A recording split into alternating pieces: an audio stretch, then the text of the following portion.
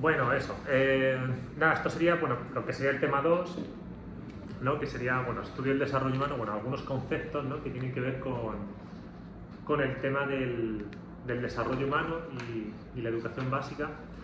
Claro, aquí yo lo que he hecho ha sido, bueno, de los manuales que os he dejado, pues he recogido, bueno, he hecho una síntesis de todo, o sea, los he revisado todos e he intentado hacer una síntesis intentando un poco, bueno, ubicando los conceptos que me parecían más interesantes y que de alguna manera sí que eran constantes, ¿no? en los diferentes manuales. Y luego,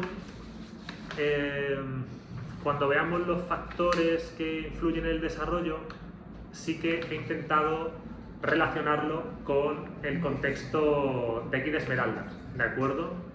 Entonces nada, bueno, aquí para comenzar, bueno, la idea del desarrollo humano, ¿no? O sea, aquí, bueno, ubico un concepto, bueno, ya hemos estado pensando, ¿no? En el tema 1 ya hemos estado pensando un poquito, con esta introducción filosófica que hemos hecho, ya hemos pensado un poquito sobre el tema del desarrollo humano. Entonces yo creo que ya tenemos una idea, ¿no? De qué es esto del desarrollo. Lo que os decía es que antes, bueno, pues sí que podíamos poner en duda, ¿no? Como esta identidad, ¿no? Como este yo, como este ego trascendental, ¿no? del sujeto.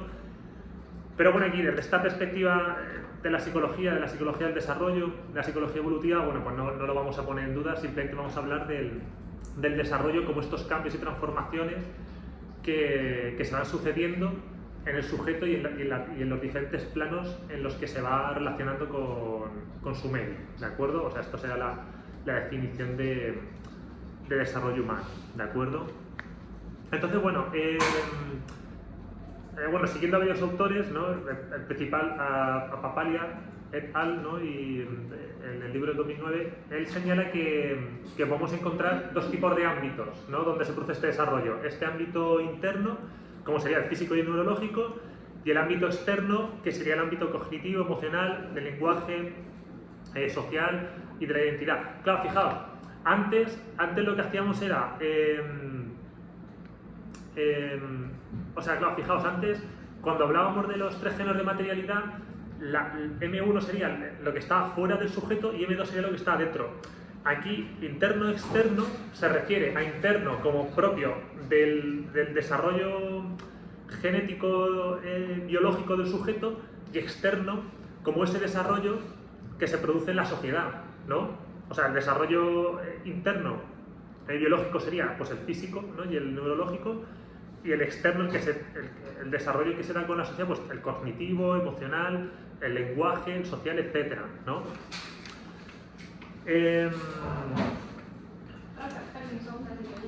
Sí, tranquila. Bueno, antes de pasar a estas influencias del desarrollo, lo que os comentaba antes, que en uno de los manuales, uno de los libros, sí que trata el tema este del desarrollo desde tres enfoques. Bueno, él lo señala como el enfoque racional que tiene que ver con las características innatas que se desarrollan en el sujeto, el enfoque asociacionista, que es con la importancia que se da al ambiente, y el constructivista, donde la idea es un enfoque del desarrollo donde el sujeto va construyendo su medio, ¿no? Va construyendo el medio que le rodea. Para que nos ubiquemos en lo que hemos visto antes, el enfoque innatista constructivista sería la perspectiva idealista que hemos visto, y el asociacionista sería la perspectiva realista que estáis trabajando que vamos a seguir trabajando en las hojas. ¿De acuerdo? Esto un poco para que veamos cuáles son las relaciones. El ejemplo que pone el autor, que esto luego lo vamos a ver, por ejemplo, Piaget estaría dentro de esta perspectiva constructivista, ¿no? Donde señala que el sujeto es un ente activo que va construyendo su aprendizaje. Dentro de esta perspectiva asociacionista estaría Vygotsky, que lo que dice es que el sujeto es más bien un ente pasivo que sí que está a merced de las influencias del entorno. ¿De acuerdo? Bueno, y nada, vamos al siguiente punto, que yo creo que es el más interesante, ¿no? Donde vamos a ver el tema de qué elementos influyen en el desarrollo que aquí es donde he dicho que aquí es donde os he dicho que sí que lo voy a relacionar con algunos de los temas, ¿no?, que nos influyen, ¿no?, a la provincia de Esmeraldas como, ¿no?, como en el contexto en el que nos encontramos, ¿no? Bueno, cosas que influyen en el desarrollo del sujeto. La herencia y la maduración, ¿no?, que además van un poco de la mano, ¿no? La herencia serían estas características físicas que hemos recibido de nuestros padres, ¿no?, a través de los genes, que bueno, pues ahí entraría pues el color de los ojos, nuestra morfología, el color del pelo, etcétera. Y luego la maduración, que en realidad también están los genes, ¿no? La maduración sería, bueno, pues ese desarrollo natural que tenemos los sujetos, que también de alguna manera vienen los genes. Porque la maduración, sabéis que no se produce, no seguimos todos el mismo ritmo, ¿no? Para que nos hagamos una idea, por ejemplo, a las mujeres la menarquía, la primera regla, les puede aparecer entre los 9 y los 12 años, ¿de acuerdo? Entonces, bueno, pues los periodos de maduración no son los mismos. Estos serían como los elementos internos, ¿no?, lo que influye en los elementos internos. Ahora vamos a ver en aquellos elementos externos que son mucho más, ¿no?, que son algunos más. Bueno, en general el elemento externo general sería el ambiente, ¿no? O sea, todo el medio que nos rodea, de alguna manera, pues influye en nuestros procesos de maduración. Por ejemplo, una alimentación deficiente, pues al final influiría en nuestro crecimiento, ¿no? Como todos sabemos, ¿no? O sea, una falta de nutrientes, una falta de proteínas, etcétera, pues influiría en este proceso natural de maduración. Otro elemento que influye mucho, y que además yo creo que además esto me toca de primera mano, no quieren verlas, es el tema de la familia, ¿no? Bueno, como veis, el tema de la nutrición, de la familia, ahora que vamos a ver el contexto socioeconómico, en realidad son elementos que al final van todos relacionados. O sea, claro, efectivamente, la familia, con su cultura, sus ideas, su forma de vivir, pues va a influir en el sujeto. Pero también, por ejemplo, la familia que esté en un nivel socioeconómico u otro, pues eso también va a influir, ¿de acuerdo? No solo la familia, sino también pues el tema del nivel socioeconómico.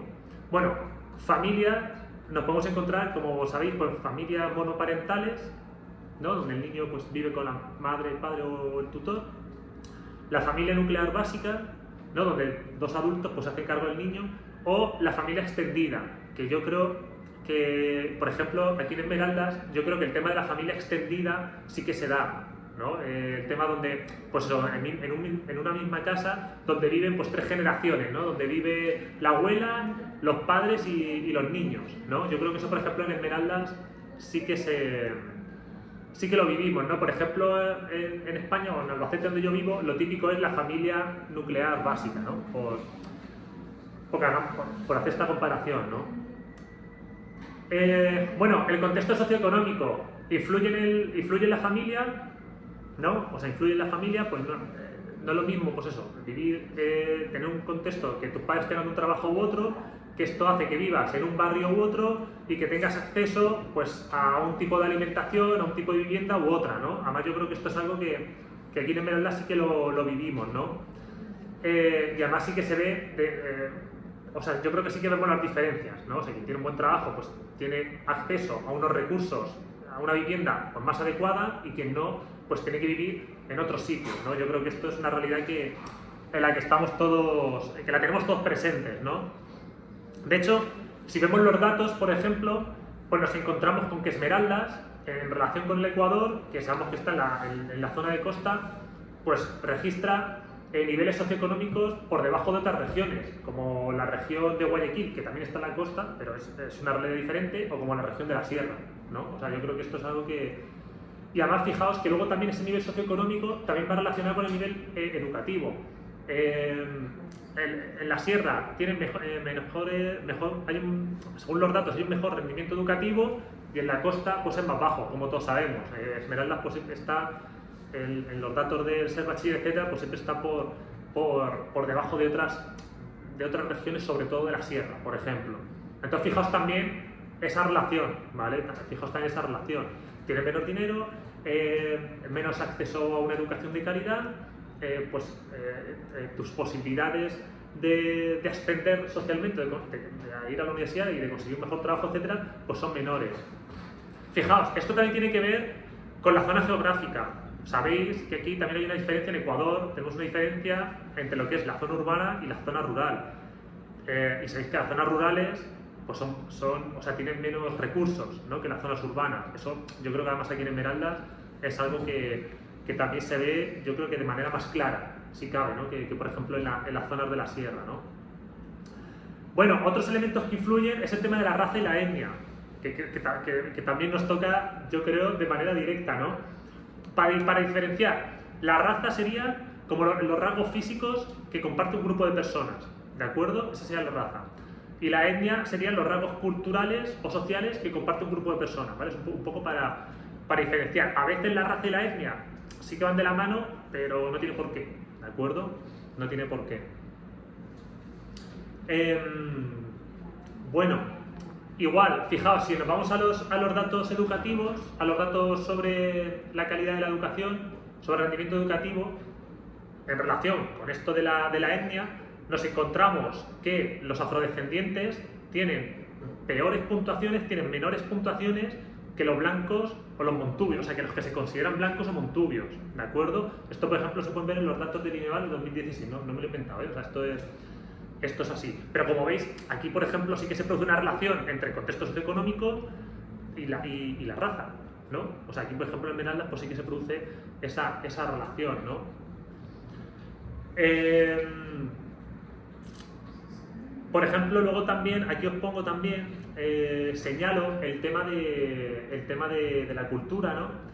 Que, por ejemplo, aquí en Esmeraldas, pues, ¿cómo creemos? O sea, el tema de la cultura, ¿no?, también es una forma de identidad frente a otros grupos, ¿no? ¿Cómo creéis que nos ven en Esmeraldas desde otras zonas del Ecuador? Pues yo creo que nos ven, pues eso, como el lugar donde vas a veranear, donde vas a la playa, bueno, a veranear no, perdón, ese término es perdón, donde vas a la playa, ¿no?, donde vas en el feriado, ¿no?, te vas a Tonsupa, te vas a Tacames, y Esmeraldas es un lugar donde vas a bailar marimba, el andarele, a escuchar marimba, etcétera, ¿no? O sea, yo creo que Esmeraldas sí que tiene como o sea, se queda con esa imagen, ¿no?, de ser una zona de folclore y de fiesta, ¿no?, donde vienes pues a divertirte en el feriado, ¿no? Y entonces, bueno, yo aquí os pongo unas palabras de Juan García Salazar, que si no lo conocéis, igual luego os puedo contar una cosita más y lo iremos conociendo. Juan García Salazar decía, este hombre fue un historiador y un antropólogo esmeraldeño, ¿vale? Decía que hay que tener mucho cuidado con esta idea de asociar la fiesta y el folclore a la cultura afroecuatoriana, afroesmeraldeña, porque al final nos quedamos con esa cosa, ¿no? Y parece que los esmeraldeños solo están para divertir al resto, ¿no? Y ya está, ¿no? Y eso pues hace que no seamos sujetos políticos, que no seamos sujetos con voz, etcétera, etcétera, ¿no? Porque solo nos tiene para el tema de la diversión, el folclore, etcétera. Bueno, un elemento que tiene que ver también, ahora otro factor, voy a introducir otro factor que tiene que ver con el contexto socioeconómico, con la familia, que tiene que ver con la etnia y la cultura, y es el tema de la inmigración, que como sabéis, pues también además por la zona en la que vivimos, pues también nos toca de lleno, ¿no? Seguro que yo creo que conocemos a compañeros y compañeras inmigrantes de Colombia, de Venezuela, que sabéis que pasan por aquí, por Esmeraldas, y bueno, pues el tema de la inmigración también es un problema que además asocia todo, ¿no? El contexto socioeconómico, la cultura, o sea, lo asocia todo, ¿no? Y bueno, una de las prácticas que os he puesto, quiero que leáis un texto en el foro, un texto que habla sobre el tema de la educación de los inmigrantes venezolanos, ¿no? Que sabéis que ha sido uno de los temas también importantes, uno de los problemas importantes también en la pandemia, ¿no? Todo este tema de la inmigración, la escolaridad y aparte con la pandemia, ¿no? Bueno, pues ahí os he dejado también ese texto para que le pongamos un vistazo. Otro elemento que os ubico aquí también, que yo creo que también es importante señalarlo, es el tema por ejemplo, en nuestro caso en el de Esmeraldas, es el tema de la historia, ¿no? Y bueno, la situación geográfica y la historia, ¿no? y cómo las relaciones las relaciones sociales que se han ido sucediendo de manera histórica, pues ha hecho que lleguemos a donde estamos ahora, ¿no? Que yo creo que también explica, pues, las condiciones socioeconómicas, las condiciones de las familias, etcétera, etcétera, ¿no? Sabéis que en Esmeraldas, pues ha sido una zona, sigue siendo una zona, pues, donde se ha practicado la extracción de oro, y luego una zona donde también hubo mucha esclavitud, también para el tema de la extracción de oro, sobre todo, pues, en el siglo XVIII. Por ejemplo, Pedro Vicente Maldonado, no sé si lo conocéis, Pedro Vicente Maldonado es un cantón, una parroquia que está yendo para cuando vamos para Quito. Por ejemplo, este hombre fue uno de los que quiso desarrollar el camino a Malbucho, ¿no? Y por ejemplo, él utilizó mucha mano esclava, por ejemplo. Entonces, claro, hay Esmeraldas, cuando vemos la historia vemos que por la situación geográfica, que ni los incas y luego los españoles tampoco se metieron mucho, por la situación geográfica que luego hacía muy difícil que se abriera un camino, no hasta Esmeraldas, y que era mejor abrir un camino, pues, a Guayaquil o a San Lorenzo antes que a la ciudad de Esmeraldas. Entonces, bueno, ha habido una serie de elementos históricos, ¿no? Pues que al final han hecho también que Esmeraldas sea una provincia, pues, también poco desarrollada, ¿no? Económicamente hablando. Y luego, por ejemplo, en el siglo XX, cuando han venido algunas empresas del banano, de la tagua, etcétera, al final esas empresas se han sostenido en los bajos salarios que les pagaban a las personas. Entonces, claro, al final, pues, eso, pues, también hace que si no entra riqueza en la comunidad, pues te cueste, ¿no? Salir. Bueno, y ya por último, el último factor que os ubico aquí, ¿de acuerdo? El último factor es el tema del género, ¿vale? Que yo creo que sí que era importante tocarlo, el tema del género. Bueno, en general, ¿no? Pues ser hombre o mujer, pues sí que afectaba de alguna manera, sobre todo, pues, a tu desarrollo educativo, ¿no? O sea, las mujeres, por lo general, pues están destinadas a las labores del hogar, y los hombres, pues sí, al estudio o a otro tipo de labores, ¿no? Yo creo que aquí en Esmeraldas, pues, aún se sigue reproduciendo estos roles de género, ¿no? La mujer aún sigue teniendo un papel, pues, que se dedica a los cuidados de la casa, y el hombre, pues, sigue teniendo el papel este, ¿no? de trabajar, etcétera, aunque sí que poco a poco se van cambiando, ¿no? Poco a poco se van cambiando.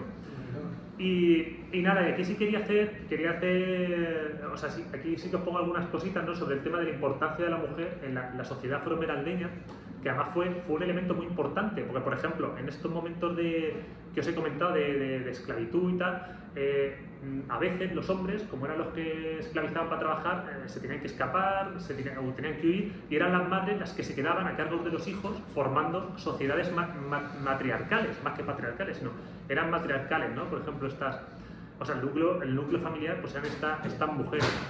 Y bueno, y hoy en día yo creo que también, y es una experiencia que yo tengo de primera mano, yo creo que las mujeres también siguen guardando ese papel muy especial en la sociedad esmeraldeña, donde en muchas casas, pues, son la abuela, las madres o las tías las que cuidan de la familia.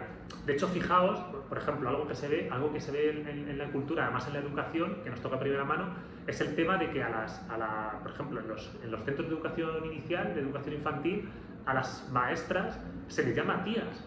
Fijaos, tía, que es un concepto familiar, pero se le aplica a las maestras, ¿no? De educación inicial. Y yo creo que eso claramente ahí hay una relación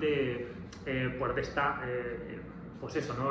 O sea, se extrapola, ¿no? Se extrapola estos cuidados de la casa a los cuidados que se dan en el centro de educación inicial, ¿no? De hecho, fijaos, a las abuelas también se le llama mamás, ¿no? Como sabéis, a las abuelas también se le llama mamás. O sea, fijaos, ¿no? O sea, hay como un cambio de roles, ¿no? O sea, ya la mamá ya no solo mamá, no solo hay una mamá en casa, sino que la abuela también es mamá, ¿no? Por ejemplo. Entonces, bueno, quería también poner el foco sobre la importancia de la mujer en este sentido, ¿no? Que de alguna manera ha estado un poco olvidada por la historia, etcétera, pero siempre ha tenido, pues, un papel dentro de los cuidados del hogar, ¿no? Y sobre todo, pues, yo creo que aquí en la sociedad esmeraldeña. Bueno, pues nada, y eso era lo que os quería contar.